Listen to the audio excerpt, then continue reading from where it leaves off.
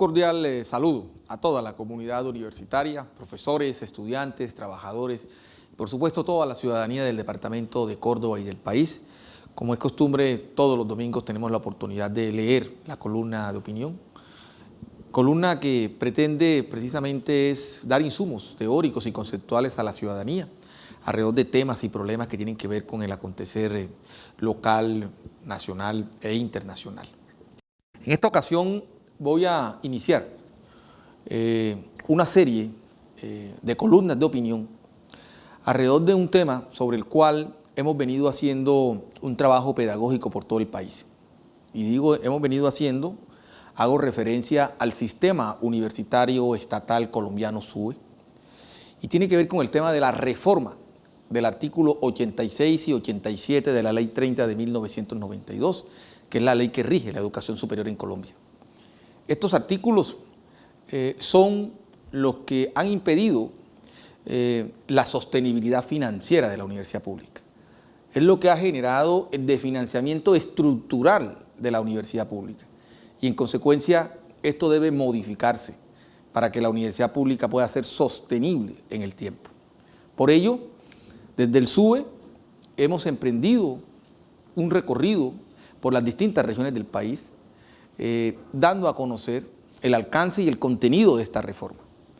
Y ello, por supuesto, requiere de la mayor ilustración, del mayor ejercicio pedagógico para que la ciudadanía, los actores del mundo universitario, conozcan en qué consiste esta reforma. De esta manera, a partir de esta columna y en las dos próximas columnas que siguen, voy a tratar de contextualizar el problema y demostrar la razón por la cual existe esta iniciativa de reforma del artículo 86 y 87 y los alcances de esta reforma para fortalecer la universidad pública en Colombia. Es decir, esto requiere del mayor diálogo posible, esto requiere generar el mayor consenso posible con los actores determinantes de esta reforma. Y esos actores son, por supuesto, el Gobierno Nacional y el Congreso, la República, específicamente el Senado. No queremos aún radicar el proyecto, queremos hacerle difusión al proyecto de reforma, hablar con los afectados alrededor del proyecto para que genere, como ya señalé, el mayor consenso posible para que pueda haber un trámite legislativo de altura, de nivel, con argumento y de cara al país y específicamente de los sectores universitarios. Por ello, esta primera columna le he llamado los costos de educación superior pública por encima de los aportes de la nación. La Ley 30 de 1992 estableció en su artículo 86 que las transferencias de la nación a las universidades se ajustaría año a año con el IPC aplicado al presupuesto otorgado de cada vigencia. Fórmula que se viene utilizando a partir del año 1993. Este aporte en pesos constantes no se ajusta a la canasta de las universidades, pues sus gastos doblan los índices de inflación. Es decir, aumentan en promedio un 9% anual, lo que corresponde a un incremento de 5 puntos porcentuales por encima del IPC. Sin duda, los compromisos y gastos de las universidades públicas no son los mismos de hace aproximadamente 30 años. Las universidades han evolucionado, producto de su naturaleza y misión, atendiendo a las metas establecidas por el Ministerio de Educación Nacional para este sector. A los referentes nacionales e internacionales y a las obligaciones generadas por el Gobierno y el Congreso con la expedición de leyes y decretos en temas salariales y prestacionales que impactan los presupuestos de las universidades. En este último punto, desde el sistema universitario estatal se ha manifestado que solo el rubro de gastos de personal docentes, por la aplicación de la normatividad que actualmente lo regula, ha venido generando un déficit de alrededor de 4 puntos porcentuales por encima del IPC, lo cual fue ratificado por información presentada a través del Ministerio de Educación Nacional. Posteriormente, con el objeto de evidenciar el déficit real, se realizó un estudio sobre comportamiento de los ingresos y gastos de las universidades públicas, tomando las cifras de las ejecuciones presupuestales de las 32 instituciones.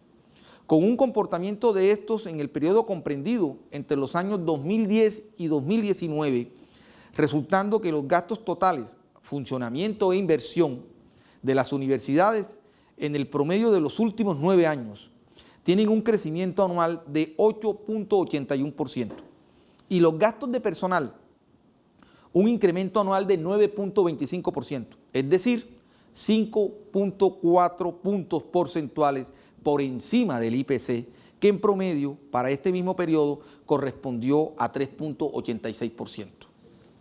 No puede desconocerse entonces las necesidades presupuestales que surgen de la evolución de las universidades públicas y la significativa ampliación de cobertura y oferta de programas, pues ello genera una mayor demanda de docentes y personal administrativo, recursos para investigación, construcción y dotación de aulas, laboratorios especializados, bibliotecas, auditorios, áreas deportivas, entre otros.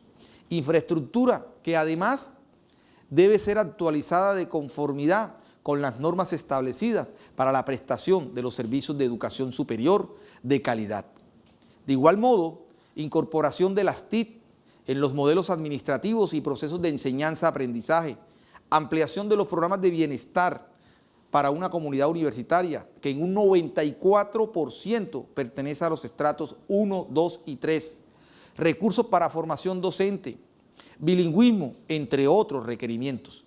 Todo ello requiere recursos financieros por parte del Estado, que paradójicamente exige calidad en el servicio educativo, pero no brinda las condiciones para tal fin, lo que obliga a las universidades a generar recursos propios para cubrir sus necesidades y poder ser sostenible financieramente. En consecuencia, es necesario la reforma del artículo 86 de la Ley 30 de 1992, de lo contrario, las universidades públicas continuarán desfinanciadas, por consiguiente, su parálisis inminente. En esto consiste esta primera reflexión en esta columna, y es plantear un contexto que evidencia la necesidad de una reforma estructural. Y esa reforma estructural significa reformar el artículo 86 y 87 de la Ley 30 de 1992. El artículo 86 de la Ley 30 de 1992, es decir, hace 30 años, estableció que las transferencias de la nación a las universidades año a año se establecía con base en el IPC, es decir, ese es el indicador de transferencia. ¿Qué pasó desde el año 1993? Es decir, un año posterior a la expedición de la Ley 30 del 92, donde está contemplado el artículo 86, pues que las universidades crecimos. En el año 1993 las universidades públicas podríamos tener alrededor de 170.000 estudiantes. Hoy, 30 años después, tenemos 720.000 estudiantes. ¿Qué significó ese esfuerzo en incremento de cobertura? Pues impulsar todos los gastos de crecimiento de la universidad, personal docente, administrativo, investigación, recursos de TIC, infraestructura física, técnica, tecnológica, todo lo que una universidad requiere para poder prestar un servicio educativo con los más altos estándares de calidad, con el mismo indicador de transferencia. Y por supuesto eso obligó a las universidades a una búsqueda de recursos para poder ser sostenible, para poder suplir esas necesidades de crecimiento.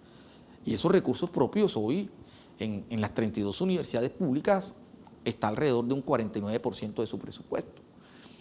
En consecuencia, ahí hay un problema estructural, que es el que hemos venido visibilizando.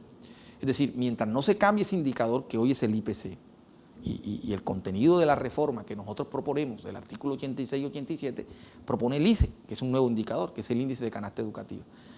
Índice de canasta educativa que recoge factores que hoy no contiene el IPC y que son los que han conducido a que la universidad se desfinancie.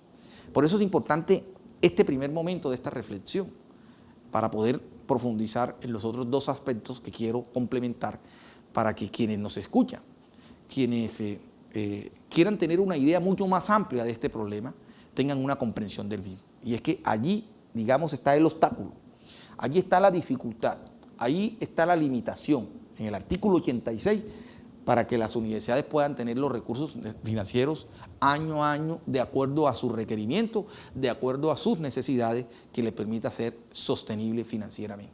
En consecuencia, esta reflexión la hago con ese propósito, dar un contexto de por qué la universidad pública está desfinanciada y por qué se hace imperioso, necesario e ineludible una reforma del artículo 86 y 87 que permita precisamente que los recursos que lleguen a las universidades puedan resolver su crecimiento institucional. Incluso el nuevo indicador que es el ICE, que es un indicador que se define con la canasta educativa del DANE, contempla aspectos que hoy impactan fuertemente la desfinanciación de la universidad pública y tiene que ver con el tema de cobertura. Nosotros incrementamos cobertura para responder a una demanda universitaria que es inmensa, que hoy en Colombia oscila alrededor del 50% de jóvenes que no pueden entrar al sistema universitario ni público ni privado en Colombia.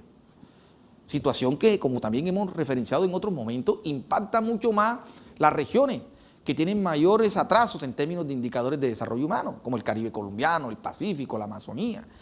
Entonces allí es donde ese tema de cobertura es mucho más sensible.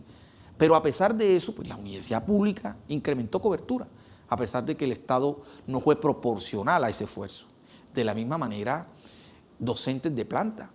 Por eso nosotros en el nuevo indicador que es el ICE, estamos proponiendo una ampliación de cupos, de cobertura de 120.000 nuevos cupos en los próximos 8 años, al igual que la vinculación de 3.000 nuevos profesores de planta en los próximos 8 años. Así que aquí hay una realidad que pues, requiere la atención y queremos y hemos emprendido ese diálogo con los actores para que se conozca esta complejidad, que se conozca este problema y siempre con la mirada propositiva y constructiva y alternativa de que estos problemas tienen alternativa, tienen solución, pero que es una solución que depende de todos. Y ese todos tiene que ver con el Congreso de la República y con el Gobierno Nacional.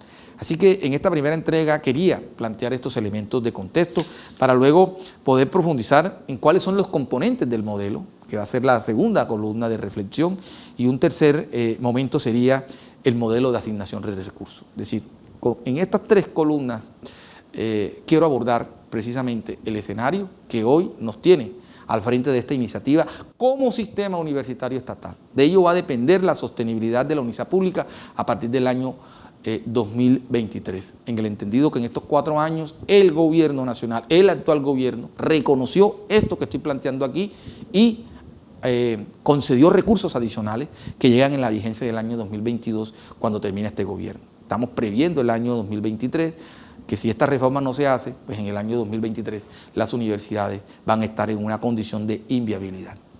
Muchas gracias.